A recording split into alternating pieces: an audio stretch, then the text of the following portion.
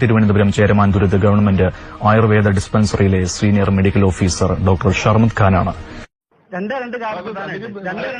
എനിക്ക് താങ്കളുടെ കിട്ടേണ്ട ജീവിതശൈലി രോഗങ്ങൾ, ജീവിതശൈലികൾ, വർദ്ധിച്ച ഉപയോഗം, ഇതൊക്കെ പലതും ആകാം. ജീവിതശൈലി തന്നെ മാറ്റണമെന്ന് നമ്മൾ ആവശ്യപ്പെട്ടാലും എനിക്ക് കുറച്ച് മരുന്ന് തന്നാൽ മതി സാർ, ഞാൻ കൊണ്ടുപോയി കഴിച്ചോളാം എന്ന് പറയുന്ന രീതിയിലേക്ക്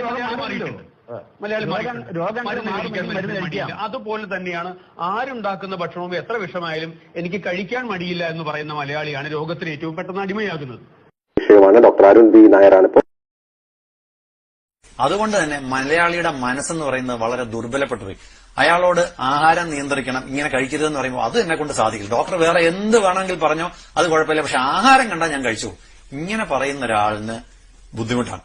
ക്യാൻസർ പ്രിവെന്റ് ചെയ്യാൻ ഏറ്റവും പ്രധാനപ്പെട്ട പല ക്യാൻസറുകളും പ്രിവെന്റ് ചെയ്യാനുള്ള ഏറ്റവും പ്രധാനപ്പെട്ട കാര്യം അമിതവണ്ണം നിയന്ത്രിക്കുകയാണെന്നുള്ളത്. അമിതവണ്ണം കൊണ്ട് എന്തൊക്കെ അപകടങ്ങൾ ഉണ്ടാകാനുള്ള സാധ്യതയുണ്ടെന്ന് 10% വണ്ണം അമിതവണ്ണം കുറച്ചാലുണ്ടാകുന്ന ബെനിഫിറ്റ്സ്, നിങ്ങളുടെ മരണനിരക്ക് 20% കൊണ്ട് കുറയ്ക്കാവുന്നതാണ്. ഹൃദ്രോഗം വരാനുള്ള സാധ്യത 30% കൊണ്ട് കുറയ്ക്കാവുന്നതാണ്. വണ്ണക്കൂടുതലുമുള്ള ക്യാൻസർ വരാനുള്ള നിരക്ക് 40% കൊണ്ട് കുറയ്ക്കാവുന്നതാണ്. പ്രമേഹം വരാനുള്ള സാധ്യത 50% കൊണ്ട് കുറയ്ക്കാവുന്നതാണ്. ജസ്റ്റ് 10% നിങ്ങളുടെ അമിതവണ്ണം കുറയ്ക്കാൻ സാധിക്കുമെങ്കിൽ ഇതിനെക്കുറിച്ച് ബോധവാന്മാരാകുക. വണ്ണം കുറയ്ക്കാൻ വേണ്ടിയല്ല എക്സസൈസ് ചെയ്യേണ്ടെന്ന് പറയുന്നത്. എന്തുകൊണ്ടാണെന്ന് പറഞ്ഞാൽ ഒരു 2 പീസ് ബ്രെഡിന്റെ എനർജി നമ്മൾ നടന്ന് കുറയ്ക്കാനാണ് തീരുമാനിക്കണമെങ്കിൽ 45 മിനിറ്റ് നടന്നാൽ മാത്രമാണ് 2 പീസ് ബ്രെഡിന്റെ എനർജി കളയാൻ സാധിക്കുക. ഒരു ഹാംബർഗറിന്റെ എനർജി നടന്നു കളയാനാണ് തീരുമാനിക്കണമെന്നുണ്ടെങ്കിൽ 20 മണിക്കൂർ നടക്കണം.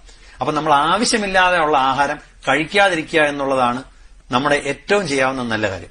ഒരു കാര്യം കൂടെ, ലോകത്ത് മനുഷ്യൻ മാത്രമാണ്, അല്ലെങ്കിൽ വീട്ടിൽ വളർത്തുന്ന മൃഗങ്ങൾ മാത്രമാണ് ആഹാരം അമിതമായി കഴിക്കുന്ന ഒരേ ഒരു വർഗം.